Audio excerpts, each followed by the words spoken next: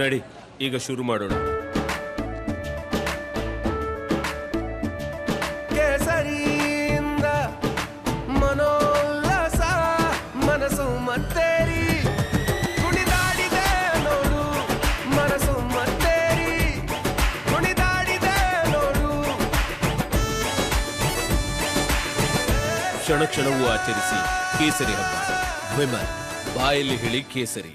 ನೋಡಿ ಎಂಥ ಒಂದು ಸುದ್ದಿ ಇದು. ಬರಗಾಲಕ್ಕೆ ಬೆಳೆ ಕೈ ಕೊಟ್ಬಿಡ್ತು. ಸಾಲದಿಂದಾಗಿ ರೈತರಿಗೆ ಸಾಲ ಮರುಪಾವತಿ ಮಾಡೋದು ಸಿಕ್ಕಾಪಟ್ಟೆ ಕಷ್ಟ ಆಯಿತು, ವಿಳಂಬ ಆಯಿತು. ಆ ಸಂದರ್ಭದಲ್ಲಿ ಎಂಥ ಒಂದು ಕೃತ್ಯ ಆಗಿದೆ ನೋಡಿ. ರೈತನ ಕುಟುಂಬವನ್ನು ಕರ್ಕೊಂಡೋಗಿ ಗೃಹ ಬಂಧನದಲ್ಲಿ ಇಟ್ಕೊಂಡ್ಬಿಟ್ಟಿದ್ದಾರೆ. ಸಾಲ ತೀರಿಸಿಲ್ಲ ಅಂತ ಹೇಳ್ಬಿಟ್ಟು ರೈತನ ಕುಟುಂಬದವ್ರನ್ನ ಕರ್ಕೊಂಡೋಗಿ ಗೃಹ ಬಂಧನದಲ್ಲಿ ಇರಿಸಿರ್ತಕ್ಕಂಥದ್ದು. ಬಡ್ಡಿ ಮೇಲೆ ಸಾಲ ನೀಡಲಾಗಿತ್ತು. ಯಾವ ಮಹಿಳೆ ಬಡ್ಡಿ ಮೇಲೆ ಸಾಲ ಕೊಟ್ಟಿದ್ರು ಅವರೇ ಕರ್ಕೊಂಡೋಗಿ ಗೃಹ ಬಂಧನದಲ್ಲಿ ಇಟ್ಕೊಂಡ್ಬಿಟ್ಟಿದ್ರು. ಆ ಥರ ಮಾಡಿದ್ರಿಂದ ಪಾಪ ಈ ರೈತ ಮನಸ್ಸಿನೊಂದು ಆತ್ಮಹತ್ಯೆಗೆ ಶರಣಾಗಿದ್ದಾನೆ. ಬೆಳಗಾವಿ ಇಸ್ಲಾಂಪುರ ಗ್ರಾಮದಲ್ಲಿ ಈ ಘಟನೆ ನಡೆದಿದೆ. ಸಿದ್ದವ್ವ ಅಂತ ಹೇಳೋರ ಹತ್ರ 1.5 ಲಕ್ಷ ಸಾಲ ಪಡೆದಿದ್ದ ಈ ರಾಜು ಅನ್ನೋಂಥ ವ್ಯಕ್ತಿ ಕೇವಲ 3 ತಿಂಗಳ ಹಿಂದೆ ಪಡ್ಕೊಂಡಿದ್ದಂಥದ್ದು.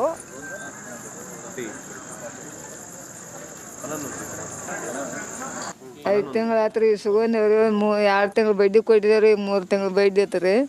ಈಗ ಬಡ್ಡಿ ಆಡ್ಕೊಡ್ತೇವೆ, ಹಸಿರು ಕೊಡೋಕ್ಕಾಗೋದಿಲ್ಲ ಅಂದ್ರೆ ನಾನು ಬಡ್ಡಿ ಗಂಟೆ ಎಲ್ಲ ಬೇಕು ತಂದಾಕಿಂದ್ರೆ ನನ್ನ ಗಂಡ ನನ್ನ ಕರ್ಕೊಂಡು ಹೋಗ್ರಿ. ಒಂದು ತಾಸು ಹೇಳಿ ನನ್ನ ಮಕ್ಳು ನೋಡಿದಾರು ಇವು ಬಂದನ್ರಿ ಸಣ್ಣವ ಬರಂದ್ರಿ. ನೀವು ಹೋಗ್ರಿ ಯಪ್ಪ ನೀವು ಹೋಗ್ರಿ ನಾವು ಕುಣಿತೇನೆ ಅಂದ್ರಿ. ಇವನು ಕುಣಿಸಿದ್ರು ನಾವು ಬಂದವು ರೀ. ಬಂದ್ಮೇಲೆ ತಂದ್ರೆ 10 ಗಂಟೆ ಆಗೈತೆ ರೀ. ಆ ಕಳ್ಸಾಳ ಈ ಕಳ್ಸಾಳ 10 ಗಂಟೆಗೆ ಮಾತು ಊಟ ಮಾಡೋ ಟೈಮ್ ಕರಿಯಾಕೆ ಹೋದ್ರಿ ಇವ್ರಪ್ಪ. ಸರ್ ಅದು ನಾ ಕಳಿಸಿನಿ ರೀ. ನಮ್ಮ ಅಪ್ಪ ಬಂದು ರಾತ್ರಿ 10 ಗಂಟೆಗೆ ನಾನು ಕಳಿಸ್ದಿಲ್ಲ ರೀ. ಅಲ್ಲಿಂದ ರಾತ್ರಿ ಬಂದ್ರೆ ಹರಿಯೋದು ನಮ್ಮ ಅವ್ವ ಕರಿಯಾಕೆ ಬರೋದಕ್ಕೆ ನಮ್ಮ ಅವ್ವ ಆಯ್ತು ಬರೋದಕ್ಕಂದ್ರೆ ಇಶಾ ತೊಗೊಂಡ್ಬಿಟ್ರಿ. ಅವ್ರ ಕೊಡ್ಬೇಕಂತ ನಾವು 2 ದಿವಸ ಟೈಮ್ ಕೊಡೋದು ರೀ.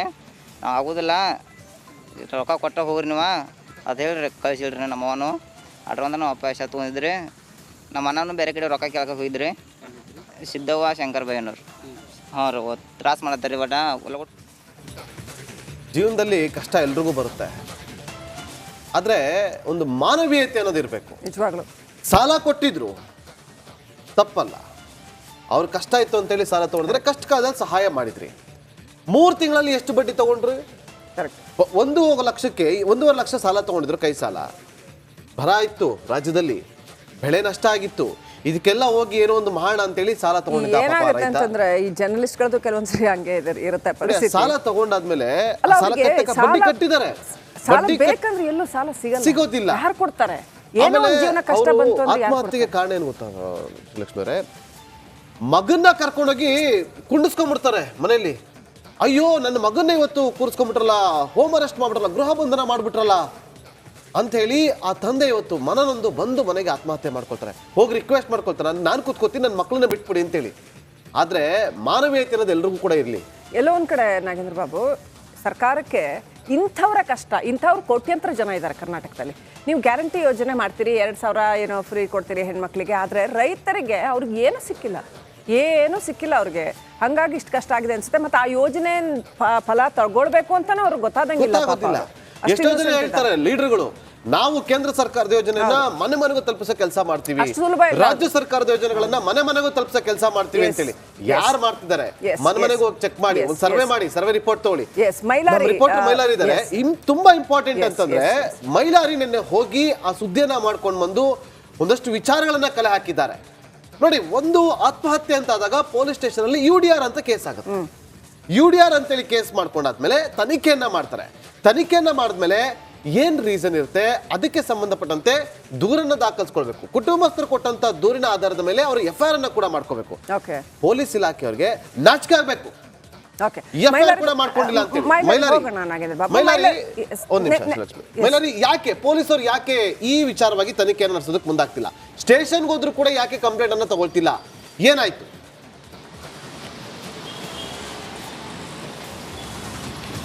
ಖಂಡಿತ ನಾಗೇಂದ್ರ ಬಾಬು, ಬೆಳಗಾವಿಯಲ್ಲಿ ಮತ್ತೊಂದು ಅಮಾನವೀಯ ಘಟನೆ ನಡೆದಿರುವಂಥದ್ದು. ಸಾಲವನ್ನು ಮರುಪಾವತಿ ಮಾಡಿಲ್ಲ ಅನ್ನೋ ಒಂದು ಕಾರಣಕ್ಕೆ ಮಗ ಮತ್ತು ಹೆಂಡತಿಯನ್ನು ಏನು ಗೃಹ ಬಂಧನದಲ್ಲಿ ಇರ್ತಾರೆ. ಇದರಿಂದ ಮನ ನೊಂದಂಥ ಪತಿ ಆತ್ಮಹತ್ಯೆ ಮಾಡಿಕೊಂಡಿರುವಂಥ ಘಟನೆ ಬೆಳಗಾವಿ ಜಿಲ್ಲೆ ಹುಕ್ಕೇರಿ ತಾಲೂಕಿನ ಇಸ್ಲಾಂಪುರ ಗ್ರಾಮದಲ್ಲಿ ನಡೆದಿದೆ. ಏನು ರಾಜು ಕೋತ್ಗಿ ಅನ್ನೋರು ಮೃತ ದುರ್ದೈವಿ ಆಗಿರುವಂಥದ್ದು. ಈತ ರಾಜು ಏನಿದ್ದಾನೆ ಅದೇ ಗ್ರಾಮದ ಸಿದ್ದವ್ವ ಎನ್ನುವರ ಜೊತೆ ಸುಮಾರು ಕಳೆದ 5 ತಿಂಗಳ ಹಿಂದಷ್ಟೇ 1.5 ಲಕ್ಷ ಹಣವನ್ನು ಏನು ಸಾಲವಾಗಿ ಪಡೆದಿರ್ತಾರೆ. ಅದಕ್ಕೆ 10ರಷ್ಟು ಬಡ್ಡಿಯನ್ನು ಕೂಡ ತುಂಬ್ತಿರ್ತಾರೆ. ಆದರೆ 2 ದಿನಗಳ ಹಿಂದಷ್ಟೇ ಏಕಾಏಕಿ ಮನೆಗೆ ಕರೆದಂಥ ಸಿದ್ದವ್ವ ನನಗೆ ಅಷ್ಟು ಹಣವನ್ನು ಒಮ್ಮೆಲೇ ಕೊಡಬೇಕು ಅನ್ನೋ ಒಂದು ಬೇಡಿಕೆಯನ್ನು ಇಡ್ತಾರೆ. ನಮಗೆ 1-2 ದಿನಗಳ ಕಾಲಾವಕಾಶವನ್ನು ಕೂಡ ಕೊಡಬೇಕು ಅನ್ನೋ ನಿಟ್ಟಿನಲ್ಲಿ ಕುಟುಂಬಸ್ಥರು ಅಂದರೆ ರಾಜು ಕುಟುಂಬಸ್ಥರು ಕೂಡ ಮನವಿಯನ್ನು ಮಾಡ್ತಾರೆ. ಇದಕ್ಕೆ ಒಪ್ಪದೇ ಇದ್ದಾಗ ಮಗನನ್ನು ಇಲ್ಲಿ ಏನು ಗೃಹ ಬಂಧನದಲ್ಲಿ ಸಿದ್ದವ್ವ ಇಟ್ಕೋತಾಳೆ. ಇದಾದ ನಂತರ ತಂದೆ ತಾಯಿ ಕೂಡ ಹೋಗಿ ಬೇಡ್ಕೊಳ್ತಾರೆ ಪರಿಪರಿಯಾಗಿ. ಆದರೆ ಇಡೀ